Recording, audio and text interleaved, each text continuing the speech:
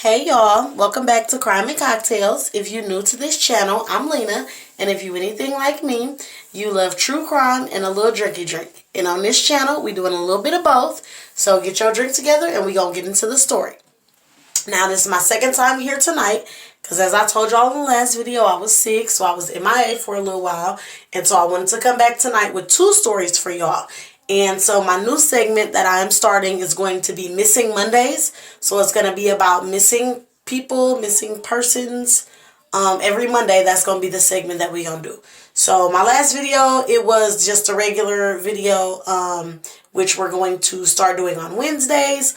But it was a little quick because I'm not feeling good. I don't feel good, y'all. So this one is going to be kind of quick too. And it's my first time doing the Missing Persons Monday, so we gonna see. I don't know if all of them are gonna be this short or how short this one is even gonna be, but let's get into it. Before we get into it, again, I'm drinking the same thing, of course, that I was just drinking. More Moscato. Okay, and I got it already poured up here, already ready, because I've been sipping from the last video. So, our missing story tonight is going to be, I titled this one, and if y'all are, you know, where I'm at in the state I'm in Wisconsin. And so this had a lot of media coverage and a lot of coverage, period, in Milwaukee when I was younger. It happened in 2002, and I'm naming it Milwaukee's Missing Angel, and it is about Alexis Patterson. So if you're from Milwaukee, you know, then you probably heard of her name. If not, this is her story. So, Alexis Patterson was born April 4th, 1995 in Milwaukee to her mother, Ayana, and her father, Kenya.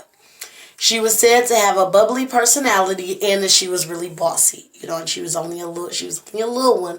So, you know, I can understand that. That's how my 7-year-old is. Just think she'd run everything. Think she run the whole house. They said her favorite color was pink and that she loved to roller skate.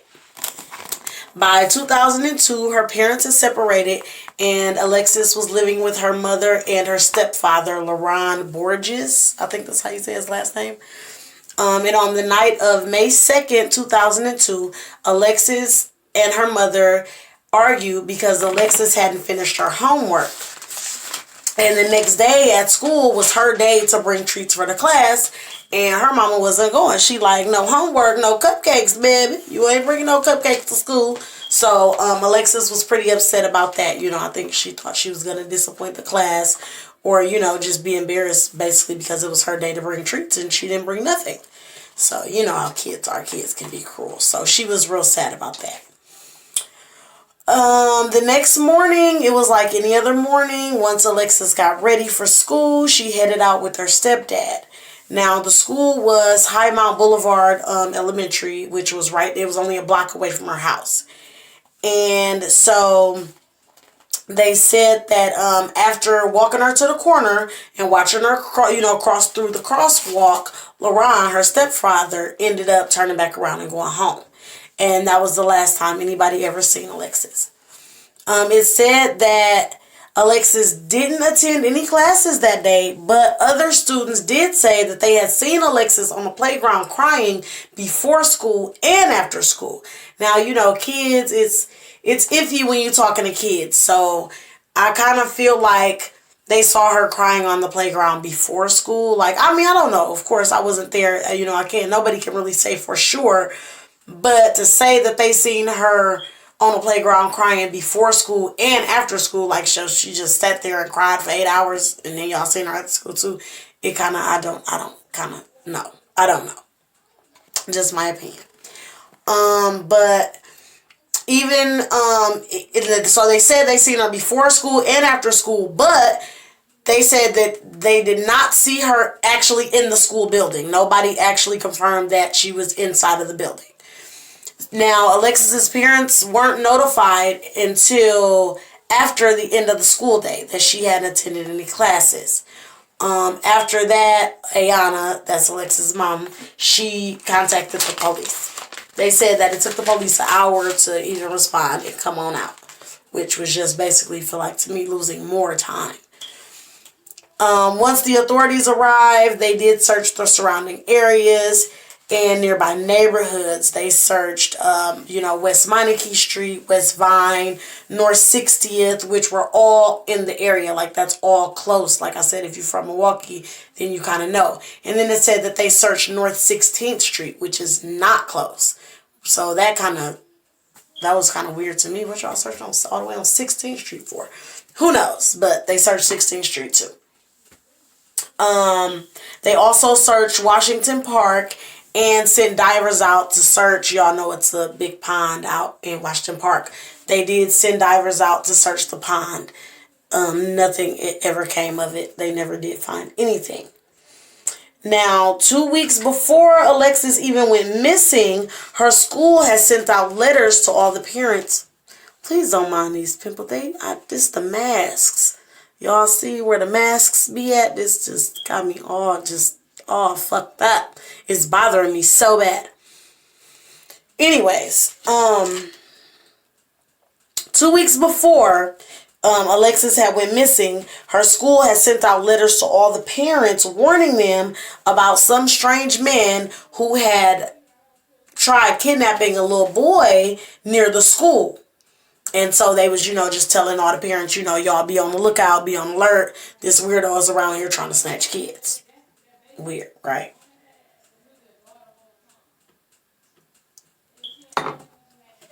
Now, a week after that, a teacher, so like I said, the 2 weeks before Alexis had went missing, they sent out the letters. Now, a week before that, so 3 weeks before Alexis had went missing, the teacher had said that she had seen Alexis in the back of the school talking to some woman, that didn't nobody know. The teacher didn't know him. They don't know if Alexis knew the woman or what. Hold on 1 second. Can y'all shut up?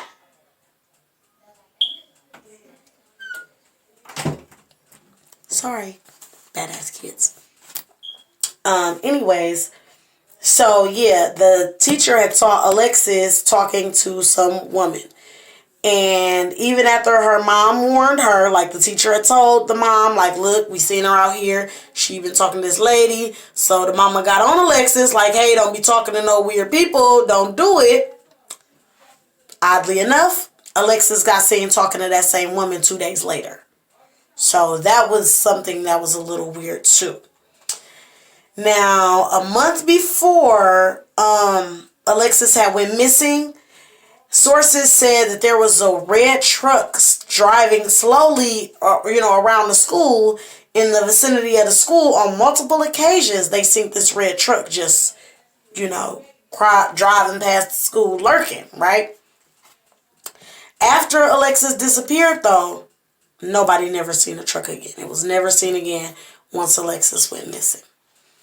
So it was thought that if in fact someone did kidnap Alexis, that their route would be fairly easy because the school was very close to the freeway. So again, if y'all live here, y'all know that the school, it's a freeway right there on North Avenue. You get on that little freeway right off North Avenue on Lisbon right there. So that's real close to the school. So it would have been really easy for somebody to kidnap her, snatch her right on up, and hop right on that freeway and be states away by the end of the school day, by the time that her mama was actually contacted, and by the time that the mama actually contacted the police.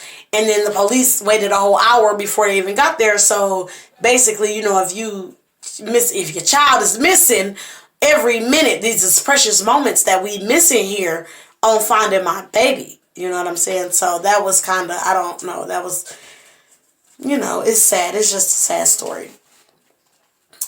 So now, like I said, nobody still to this day, Alexis is still missing. It is something that does still come up,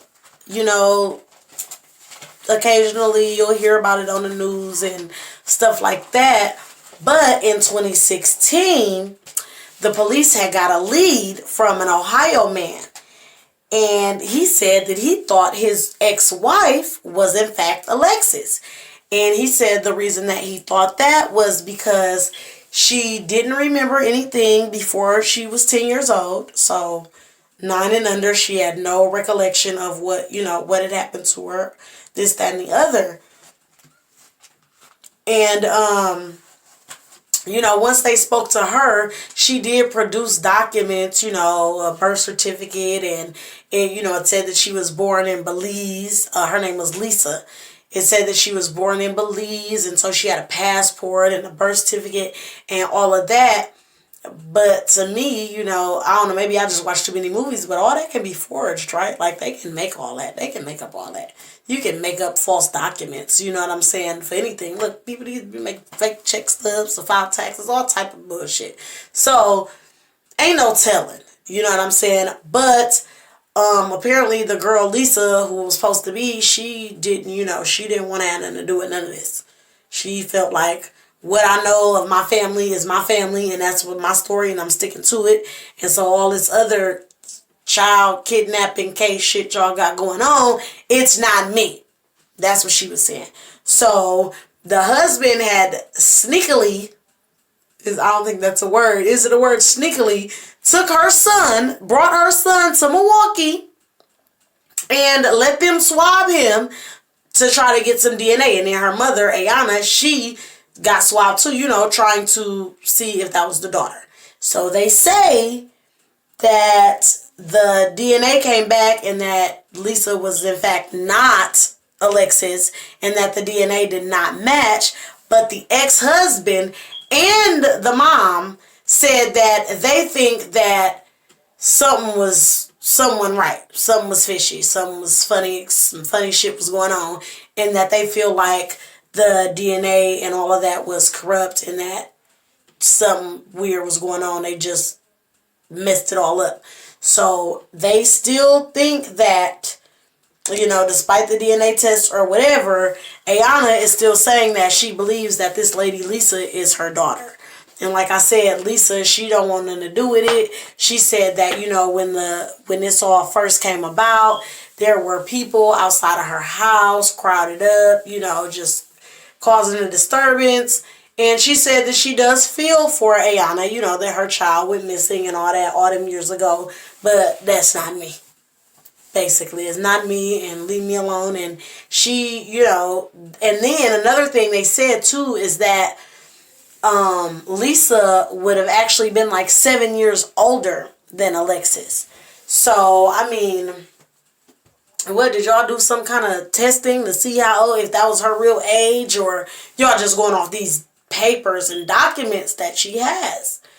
I mean, because I seen the pictures. It was big. When they found this lady, it was big here because, here we are, Milwaukee, we like, okay, Alexis is home. We found her, and it ended up being a dead end. So it was weird. But I seen the pictures and I seen the lady, and that looked like that little girl. Like, it really do. Like, y'all can do the research yourselves. I think I learned how to pop up some pictures, so I'm going to pop them up. But I couldn't find no picture of Lisa, so you can't even really, go between one picture and the other and say, oh, yeah, but I seen it.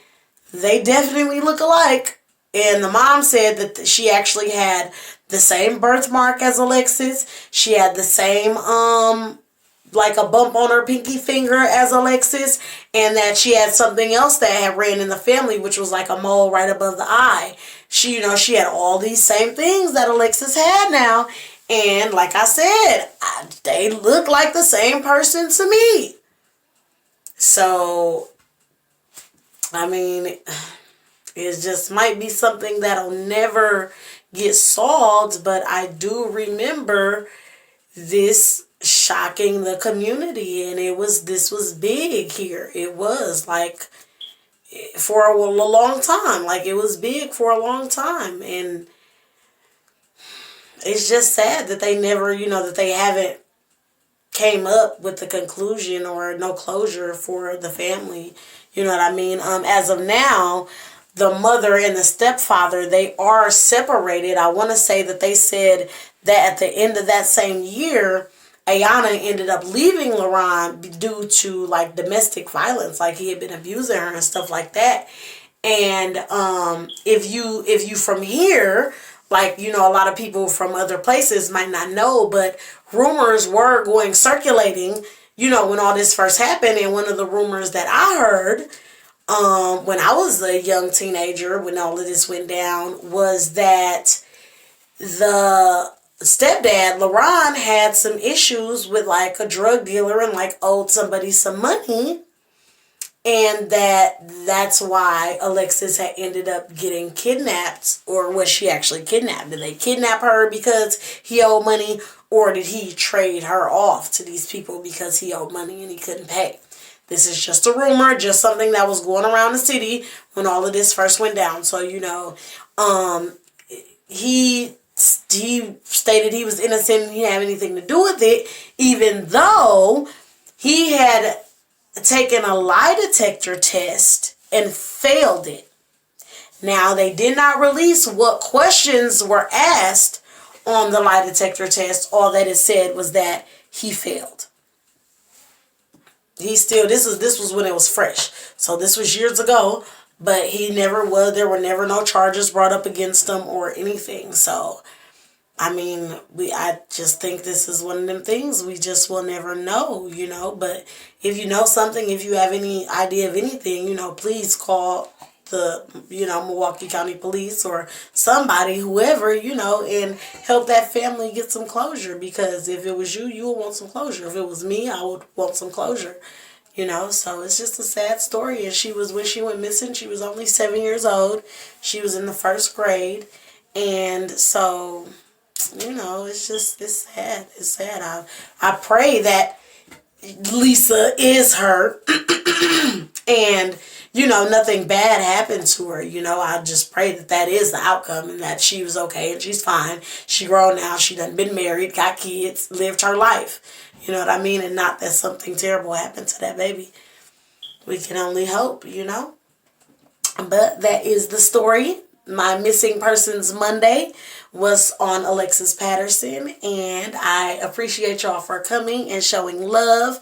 Please like, subscribe, share the video, and leave all your comments down below. And like I said earlier, I have been sick. I'm trying to shake whatever this is. I'm just praying God that it's not the Rona. I did get tested, so them results will be back, tomorrow. So just pray for me, y'all. Pray for me. But I've been feeling real not well at all for the last couple of days. So that's why I haven't been here. But I did miss y'all, and I've been wanting to do a video anyway. So I gave y'all 2 for the price of 1, on one day. So like I said in the last video, I'm going to reserve Mondays for Missing Persons Monday. And Wednesday for our regular story. I'm going to find a cute little name for that one too. Just give me a minute. And then Friday for Famous Fridays, where we'll be discussing, celebrities and famous people that died and the cases surrounding that. Okay? So again, I thank y'all. I love y'all so much. And I will see y'all in the next video. Don't forget to like the video. Like it. Thumbs up. Okay? Thank y'all. Bye.